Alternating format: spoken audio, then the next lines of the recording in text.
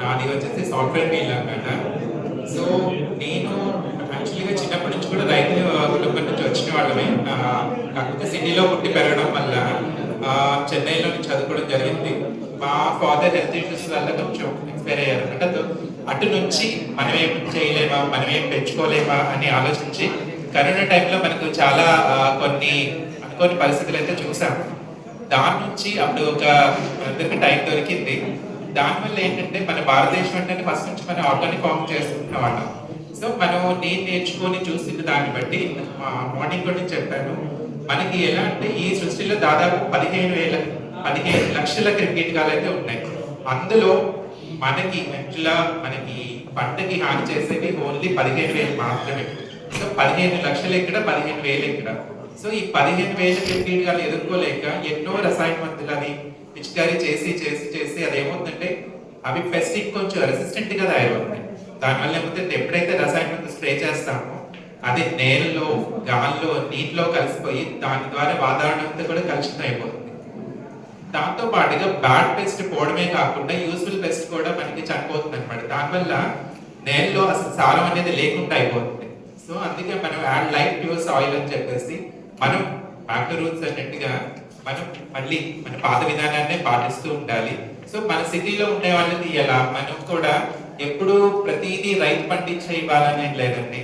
ఒక చిన్న రూల్ ఏంటంటే మనం ఎప్పుడు కూడా వినియోగదారులుగా ఉండొద్దు. స్పెషల్ గా మనం ఏం తింటాం వాటి దగ్గర మనం కూడా ఉత్పత్తిదారులుగా మారాలి.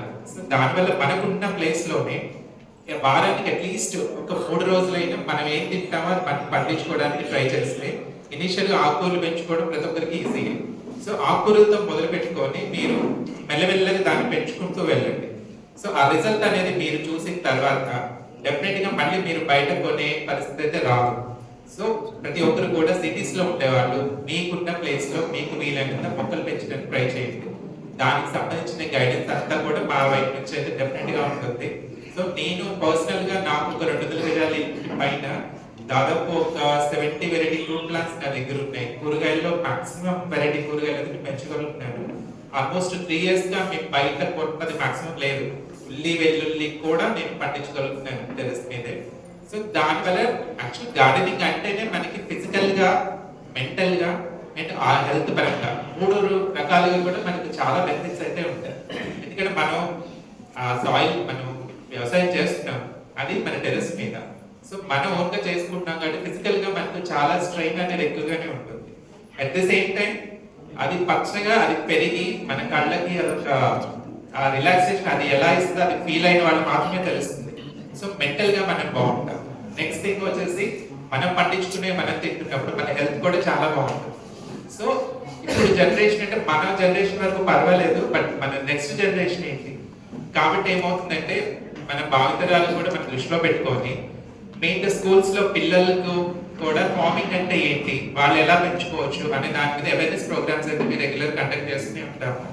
సో దాని ద్వారా మనం ఓకే, బట్ మన నెక్స్ట్ జనరేషన్స్ కూడా మొక్కల పెంపకం పట్ల అది ఆర్గానిక్ ఫార్మింగ్ పట్ల ఖచ్చితంగా అయితే మనం అవగాహన అయితే కల్పించాలి.